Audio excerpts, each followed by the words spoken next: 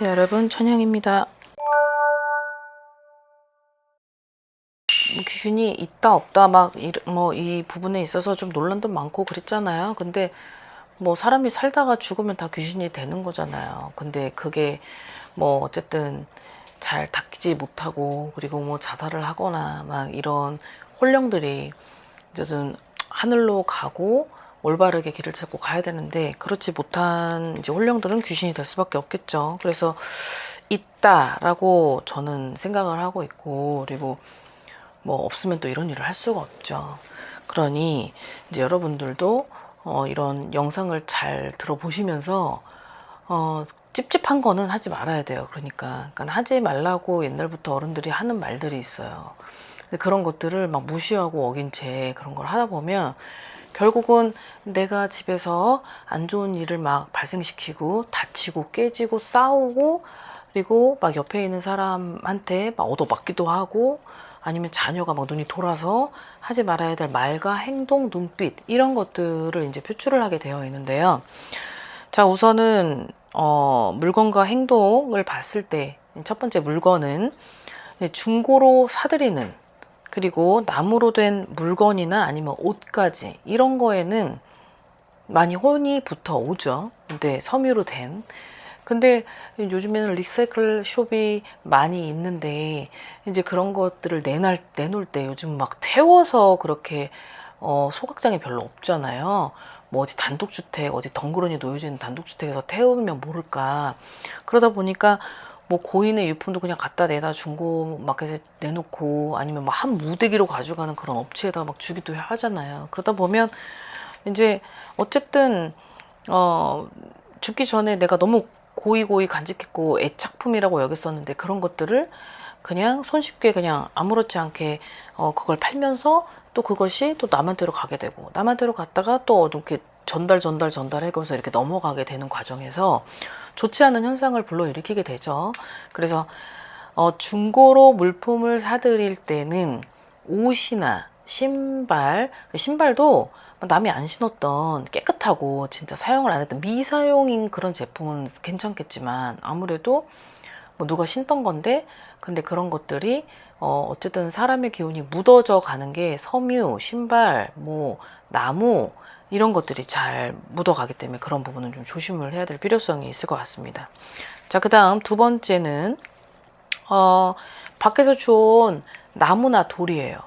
요 며칠 전에도 우리 꼬맹이가 밖에서 이제 도마뱀한테 준다고 나무를 주워가지고 왔는데, 저도 이제 그런 거에 예민하다 보니까 나무가 이제 집에 있었는데 이제 그런 나뭇가지를 큰 거를 가지고 왔는데, 막 꿈자리가 뒤숭숭 했었을 그때 꿈에서 누군가가 집에다 뭘 갖다 놨는데 그게 되게 둥그러운 되게 둔탁한 물체였단 말이죠. 근데 그것 때문에 되게 집에서도 막 좋지 않은 막 향이 나고 안 좋았었던 꿈을 꿨는데, 깨고 나서 물어보니까 저희 딸아이가 밖에 나가서 나뭇가지를 이제 큰 나뭇가지를 주워 온 거죠. 도마뱀 주려고. 그래서 당장 갖다 버렸는데, 자, 밖에서 주워온 나무나 돌은 그건 집안에 들이는 건 아니라는 거죠.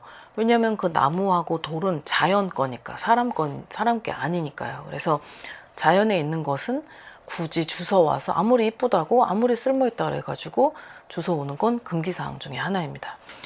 자, 그 다음에 세 번째는 이제 고인의 유품 중에 그 고인이 너무 애착을 했던, 아니면 생전에 뭐 이거는 너가 써 라고 뭐 놔두고 갔던 그런 유품이라 하더라도 거의 대부분은 그 고인이 이제 돌아가셨을 때 고인이 된 그분을 위해서 최소한의 예의라고 생각하는 거죠. 그 물건들을 다 돌려보내 드리는 것이.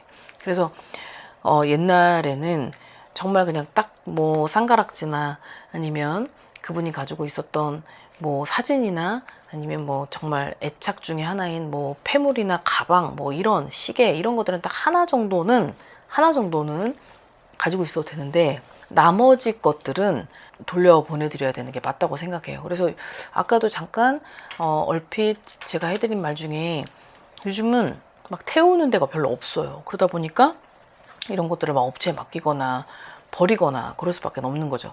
그래서 고인이 된 그 분들의 자식들이나 뭐 자손이나 후손들이 그게 태우는 것도 아닌데 그런 업체에다가 보내주는 게 마음이 아프다고 해서 그거를 계속 간직하고 계시는 분들이 있어요. 이러다 보면 고인은 솔직히 내 물건이 아직까지 저기 있고, 그리고 나를 아직까지도 잊지 못하는구나, 나를 아직도 생각하는구나, 나를 아직도 저렇게 잊지 못해서 저렇게 힘들어하는구나 라고 생각을 해요. 그러다 보면 어떻게 돼요? 또 가는 거죠. 가게 된단 말이에요. 그쪽으로. 그렇게 됐기 때문에 서로 간의 결계라는 거를 무너뜨리지 않으려면, 이 결계라는 게 항상 있어야 되는데, 그 결계선을 무너뜨리는 게 죽은 자와 산 자의 어떠한 금기사항을 자꾸 어기는 것 때문에 자꾸 헛개 보이고 귀신 보이고 자꾸 안 좋은 일이 일어나고 그런 거기 때문에, 여러분들이 이 물건이 고인들의 유품 중에서의 일어나는 이 현상들이 굉장히 많기 때문에 이 부분은 좀 마음이 아프더라도 아깝더라도 그런 것들은 좀 보내드려야 되는 게 맞다고 생각을 합니다. 자, 그 다음에 이제 행동인데요. 자, 이 행동 중에 하나가 거울의 위치예요. 이 귀신을 불러들인다는 게 모든 거울이 다 귀신을 불러들이진 않아요. 하지만 이 거울의 위치를 잘못 놓게 되면 이상하게도 그 어떠한 안 보이는 그런 혼령들이 그 거울 속에 들어가서 잠을 자다가 이제 사람들이 잠을 잘 때 그 새벽이 되는 밤 시간대에 이렇게 자꾸 들어가서 보기도 하고 막 이런 것들을 하거든요. 근데 이 거울의 위치를 정말 잘 잡으셔야 되는 게, 내가 방에 침대가 있어요. 자, 침대가 있는데 침대에서 일어날 때에 바로 보이는 각도의 거울이 가장 안 좋은 거예요. 그러니까 이게 새벽에도 잠을 자다가 부시시해서 일어나다가 화장실 가려고도 일어나잖아요. 자, 그러면 이게 렘수면 상태에서 있는 이때에 유체 이탈을, 그 거울을 보고 깜짝 놀라서 유체 이탈을 할 수도 있다라는 거죠. 그러다 보면 이게 난지 아니면 저쪽에 있는 또 다른 어떠한 혼령인지, 이런 것들이 이 각도 자체가 굉장히 위험한 각도는, 내가 침대에서, 그러니까 발밑에 전신 거울이든 내가 상반신이 보이는 그런 거울의 위치는 제일 좋지가 않은 거고, 그리고 현관문을 열었을 때는 자, 집 밖에서 외출을 하고 돌아올 때, 자, 그때 현관문을 열면 바로 내 눈앞에 보여지는 반경 내에 12시 방향까지는 거기에 되게 부드러운 물건, 날카로운 물건은 아니고 그런 것들이 배치가 되어 있어야 되는데, 그 12시 방향이 되는 각도에 거울을 놓는 거는 좋지 않은 거예요.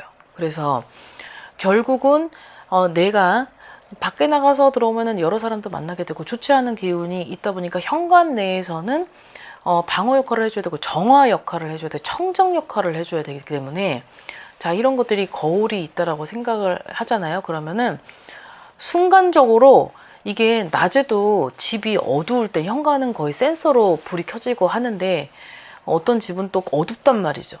이제 단층은 또 굉장히 어둡기도 하고, 그럴 때 순간적으로 바깥에서 내가 따라 들어오는 어떠한 혼령 아니면 조상 아니면 신, 뭐 누구든 안 보이는 그런 기운이 됐을 때 이게 겹쳐서 보여질 때가 있어요. 자, 그러면은 이때 그 뒤에 안 보이는 혼령은 나한테 놀래서 들어가게 돼버리는 거죠. 나한테 스스로. 그러다 보니 이 위치가, 이 거울의 위치를 정말 각도를 잘 잡으셔야지, 이게 나한테 있어서는 불필요한 각도가 돼버리면 그 안 보이는 기운과 나하고의 교차점에 있어서 이게 흡수가 스폰지에 물 묻히듯이 흡수가 됐는데, 이렇게 돼버리면 내 몸이 막 아프기도 하고, 그리고 막 다치기도 하고, 내가 감정 컨트롤이라는 걸, 이성적인 판단을 할 수 없는 현상을 막 일으켜요. 그러다 보니까 여러분들이 이 부분은 좀 주의를 하셔야 될 필요성이 있을 것 같습니다. 자, 그 다음 마지막으로 귀신을 불러들이는 건 귀신을 만들어내는 사람들도 있어요. 자, 이 만들어내는 사람들은 어떤 사람들이냐면 어떤 공상, 망상, 상상 이런 것들을 하게 되는데요. 생각이 많은 사람이죠. 현실적인 어떠한 생각이 아니라 비현실적으로 일어나지 않은 걸 생각하고 망상하고 하다면 만들어지죠. 그러다 보니까 부정적인 고정관념이 강한 사람들도 귀신을 불러 일으킬 수 있고, 그리고 귀문이 있는 사람도 귀신을 불러 일으킬 수 있어요. 그리고 귀문이 있는 사람은 어찌됐든 빙의를 나갔다가 들어오게 할 수 있는 그런 문이 몸에 있기 때문에 빙의체라고 하죠. 근데 그런 빙의체들은 살아가면서에 하지 말아야 될 것들이 있어요. 유독. 그럼 그건 뭐냐면 긍정적인 사고방식을 가지고 있어야 되고 부정적인 편견을 가지고 있으면 안 되죠. 이제 이러다 보면 사람들하고 대인관계가 일어났을 때, 대인관계 갈등, 대립, 충돌이 일어났을 때 이런 것들이 본인들이 반사 능력이 안 되다 보니까 고립을 시켜요. 자기 자신을. 격리를 시키죠. 이러다 보면 내 스스로 자꾸 이상한 생각을 하게 되고 판단을 하게 되고 그게 이루어지지 않았는데도 혼자 확신을 가지게 되면서 이런 것들을 결정짓게 돼버려요. 그러게 되면은 내 스스로의 그 문제점들이 커지고 커져서 막 없는 귀신도 막 만들어낼 수 있다는 거죠.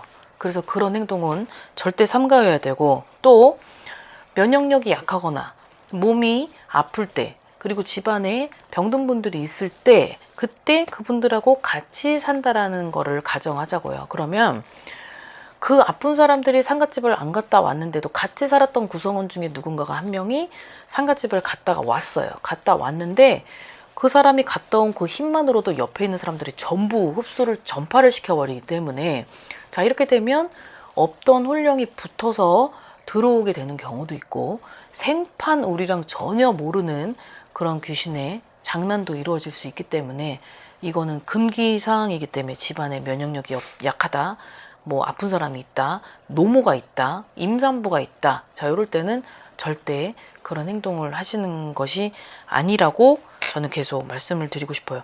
귀신은 내가 만들어내는 귀신이 있고, 실제로 살아 있었던 사람들이 죽었을 때 못 올라가서 구천에 떠돌아서 귀신이 되는 경우가 많죠. 자, 근데 요 두 가지가 되게 미묘한 차이점인데, 그래서 여러분들에게 항상 긍정적으로 열심히 살아라고 하고, 자기 자신을 격리하면 안 되고, 그리고 자기 자신을 우울감에 빠지게 되면 절대 안 된다는 거를 여러분들에게 자꾸 상기를 시켜 드리는 거예요. 그리고 사주팔자에 귀문이 있는 사람은 귀문을 없앨 수는 없어요. 귀문이 있는 사람이기 때문에 귀신을 보이는 거예요.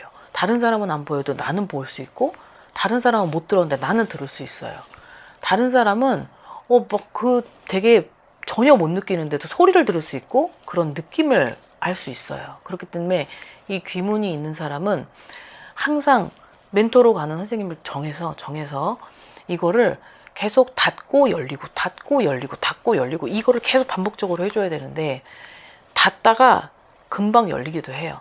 자이 열릴 때는 언제 열리냐면 상처가 내 마음의 상처가 생겼을 때, 내가 힘들 때, 내가 자존감이 낮아질 때, 그리고 사람들하고의 어떤 문제가 생겼을 때, 직장 내에서의 어떤 갈등이 생겼을 때, 그리고 뭔가 내 성격이 어떤 결핍이 있을 때, 애정, 그리고 뭔가 내 성격이 원활하지 않을 때, 이럴 때는 귀문의 문이 되게 증폭이 되기도 하죠. 그래서 이런 부분을 여러분들이 일상생활에서 나 스스로 보호하고 나 스스로 판단하고 빨리 이거를 본인이 느끼고 자제하고 절제를 해야 되는 것만이 그게 가장 현명한 답인 것 같습니다.